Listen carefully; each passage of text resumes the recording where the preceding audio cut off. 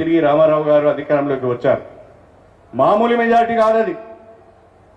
2/3 మెజార్టీతో ఎన్టీ రామారావు గారు గాలి, ఒక తుఫాన్, ఒక సునామీ లెక్క ఫలితాలు వచ్చాయి. రామారావు గారు ముఖ్యమంత్రి అయ్యారు. రామారావు గారు ముఖ్యమంత్రి అయిన తర్వాత బ్రహ్మాండంగా పాలన చేశాడు. అనేక సంస్కరణలు తీసుకొచ్చాడు. 1987లో మాండలిక వ్యవస్థ వచ్చింది. బచ్చన్నపేట మొట్టమొదటి ఎంపీపీ మీ వెంకటేశ్వర్లు గారు, నాకు బాగా గుర్తున్నది. 1987లో మాండలిక వ్యవస్థ వచ్చింది. అదేవిధంగా 2 రూపాయల కిలో బియ్యం పథకం వచ్చింది. గురుకుల పాఠశాలలు వచ్చినాయి. తండ్రి ఆస్తిలో సమాన హక్కు మహిళలకు రామారావు గారు ఇచ్చారు. కానీ 1989కి వచ్చే వరకే, 5 సంవత్సరాలు తిరిగే వరకే ఆ ఎన్నికలలో రామారావు గారు ఓడిపోయారు. కాంగ్రెస్ పార్టీ అధికారంలోకి వచ్చింది. 5 సంవత్సరాలకే 2/3 మెజార్టీతో వచ్చిన రామారావు గారు 5 సంవత్సరాలకు వచ్చే వరకు ఎన్నికలలో ఓడిపోయారు. 1989లో కాంగ్రెస్ పార్టీ అధికారంలోకి వచ్చింది. మేమందరం ప్రతిపక్షంలో ఉన్నాం. నేను ఉమ్మడి జిల్లా పార్టీ ప్రెసిడెంట్గా ఉన్నాను. ఆనాడు వెంకటేశ్వర్లు గారు, ప్రేమలత గారు, మేమందరం కూడా యాక్టివ్గా టీడీపీలో పనిచేస్తూ వచ్చాం. మళ్ళీ 1994లో ఎన్నికలు వచ్చినాయి. మళ్ళీ 5 సంవత్సరాల తర్వాత 1994లో ఎన్నికలు వస్తే మా అందరికి ఎమ్మెల్యేగా పోటీ చేసే అవకాశం వచ్చింది. 1994లో మాకు అవకాశం వచ్చింది.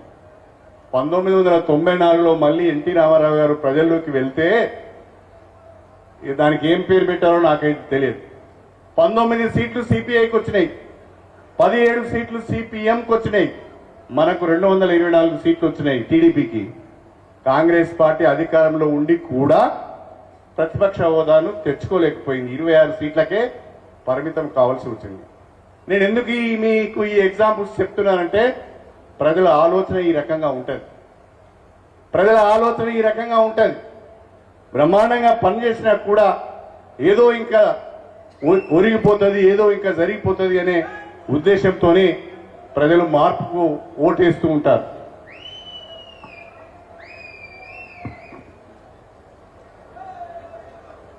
గౌరవనీయులు మాజీ మంత్రివర్యులు సిద్దిపేట శాసనసభ్యులు, ఆయనకు ఒక పేరున్నది, ఏంటిది? 6 అడుగుల బుల్లెట్ హరీష్ రావు గారికి స్వాగతం. కూర్చోవాలి, మీరు మిగతా వాళ్ళు కూర్చోవాలి, డాష్ మీద నిలబడవద్దు, కూర్చోండి. రండి. మాజీ ఎమ్మెల్యే ముత్తిరెడ్డి యాదగిరెడ్డి గారు,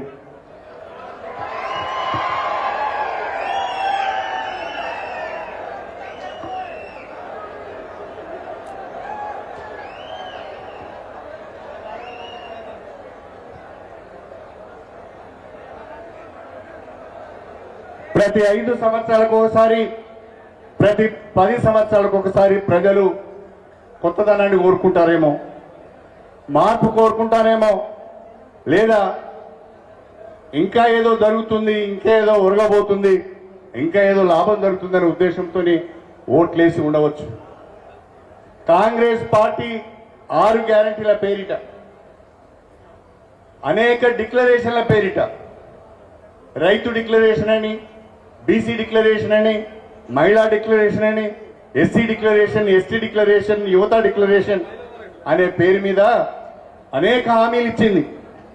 అయితే మన పార్టీ ఆ హామీలన్నింటినీ కూడా కాంగ్రెస్ పార్టీ ముద్రించిన వాళ్ళ మేనిఫెస్టో అభయహస్తం 6 గ్యారంటీలు, ఈ డిక్లరేషన్స్ అన్నిటినీ కూడా తీసుకొని వాళ్ళు ఇచ్చిన అన్ని హామీలను లెక్క పెడితే వాళ్ళు చూసుకున్నారో లేదో కానీ అవి ఖచ్చితంగా 420 అయినాయి. 420 హామీలు అయినాయి. 420 అంటే ఏంటి?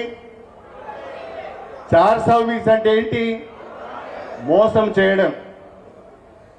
సెక్షన్ 420 అంటే చీటింగ్ చేయడం, మోసం చేయడం.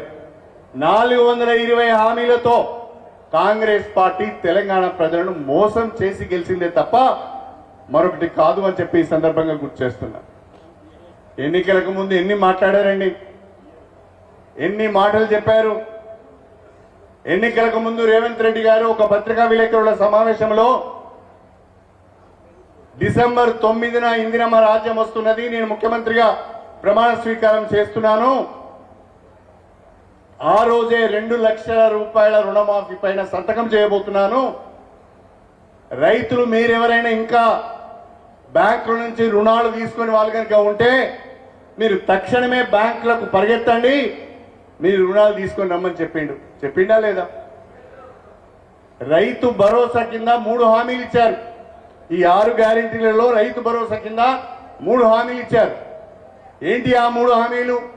ఒకటి, డిసెంబర్ 9న 2 లక్షల రూపాయల రుణమాఫీ చేస్తామని. రెండవ హామీ, మనం ఇస్తున్న రైతు బంధును 10,000 రూపాయలకు ఎకరానికి 10,000 కాకుండా 15,000 రూపాయలు చేస్తామని. మూడవ హామీ ఏంటి? మీరు పండించిన పంటకు ప్రత్యేకంగా వరి ధాన్యానికి మద్దతు ధరకు అదనంగా 500 రూపాయల బోనస్ ఇచ్చి మీ ధాన్యాన్ని కొనుగోలు చేస్తామని చెప్పింది.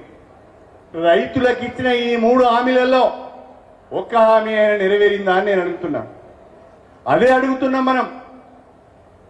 ఇది ప్రశ్నిస్తే కాంగ్రెస్ పార్టీ వాళ్లకు ఉడుకెక్కువైతుంది. మనం ఏదో అక్కస్తో మాట్లాడుతున్నామని అంటున్నారు.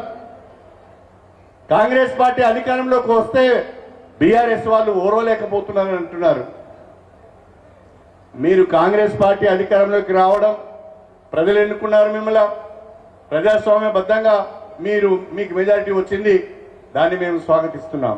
కానీ మీరు ప్రజలకు ఇచ్చిన హామీలు, అనేక డిక్లరేషన్లో మీరు చెప్పిన మాటలను మాత్రమే, మీరు ప్రకటించిన తేదీలను మాత్రమే మీకు గుర్తు చేస్తున్నాం.